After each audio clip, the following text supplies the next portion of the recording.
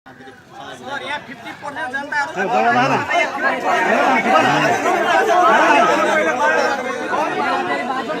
मैले बाजा दिए यो अयो असै साहब का पहिने इन्स्पेक्टर साहब का बात सुनु हैन हल्ला नि करू समस्या बुझ्न आउन लाग्यो तपाईहरु केही बेरसम्म तपाईले संयम अपनाइदिनु पर्थ्यो के एउटा कुरा जस्तै मैले भने नि त अब एउटै घरमा 4 जना छोराछोरी छ भने 4 किसिम हुन्छ हो हैन हाम्रो पुलिसमा पनि त्यस्तै हो सबै अब सेम हुँदैन कोही सारा त्यस्तै बाबाले हुन्छ यो यसो तानेर कारबाही गर्ने खालको हुन्छ नि हाम्रो पुलिसमा पनि दुधले धुवाएको छैन हो हैन गल्ती गर्छ उनीलाई त्यो अनुसार कारबाही गर हामीले पनि गर्छौं हैन मैले तपाईहरु त्यतिसम्म संयम हुनु जस्तै अब अहिले अफिस यो त तपाईहरुकै अफिस हो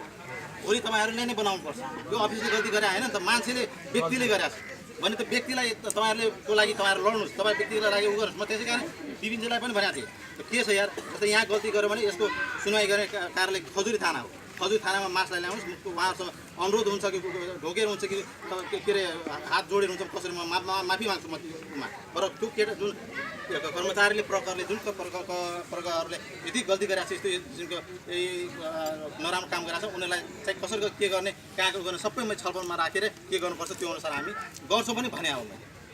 यो आयोगमा जस्तै यो अब तपाईकै अफिस हो तपाईहरु तोडफोड गरेर केही हो त हैन उहाँको कुरा हेर्नु त हैन मैले बुझे त मैले कुरा बुझे सुन्नु न मैले तपाई एउटा कुरा तपाई के बुझ्नु हैन एउटा तपाई सुन्नु म थानाको इन्स्पेक्टर हो मैले खाली पुलिसको सुन्ने हैन मैले आम जनमानसको कुरा सुन्ने हो एउटा कुरा तपाईहरु के बुझ्नुस् भने हामी पुलिस आफ्नो पुलिस भन्दा पनि हामी पब्लिकको कुरा बढी सुन्छौं किनभने हामीलाई थाहा छ वर्दीवाला उलाई सुन्नु वर्दीवाला लाग्यो युनिफर्म लाग्यो मान्छेलाई त्यति बेला माथि गर्छ जब अति गरेपछि अनि माथि के रे पब्लिकले चाहिँ अति भएर के रे आक्रोशित भएर लाग्छ नत्र पुलिस माथि हतपत कसैले उ गर्दैन मलाई त्यो पनि थाहा छ साथी जब यहाँले ज्याजती पनि गर्यो फेरि थानामा फोन गर्छ कि आइमाईलाई पठाइदिनु त्यो पुलिसलाई यता अनि यो दुई जना गाडीमा चाहिँ उलाई समातेर लग्छ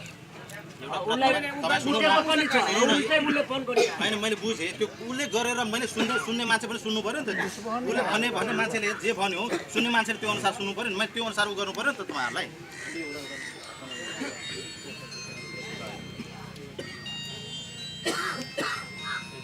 यो उताको बनरझोलाको जुन असै छ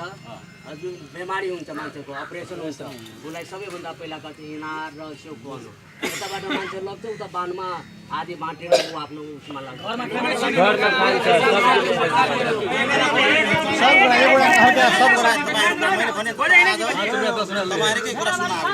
तपाईहरु जे गर्नुस् मलाई गरिदिन्छु घरको लागि 5 लिटर तेल लाग्छ 10 किलो आलु लाग्छ पैसा तान्ने यो काम पनि छ ठीक छ त्यो कुरा मैले त्यो पनि 5 रुपैयाँ पनि लिन्छ घुसिनेहरु 5 रुपैयाँ लिन्छ घुस के पुलिसको यो बारी बजान त्यको रातिको 5 बजे बाज उहाँसँग भएछ मैले भन्सा दिए अनि लाइसेन्स पनि दिए अब गाडीमा चढेर म गए अनि गाली गर्यो अनि मैले गाडी रोकेर भने किन गाली गर्यो अनि उहाँ कल गर्छ अनि सबै त्यो आएर पाइप डाइरेक्ट हिर्काउन के हो यो ठीक छ मैले हातमा मासै लिएर तास खेल्न यहाँ पठाएको मासै लिएर आसेका छ आयप्रति जुन ज्यादती पाछ त्यो माथिको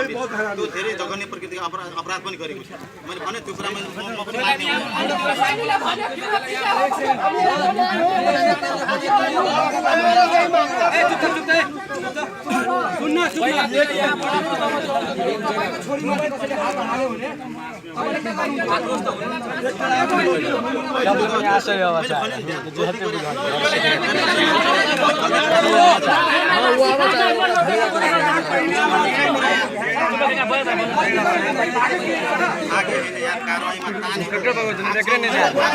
आगे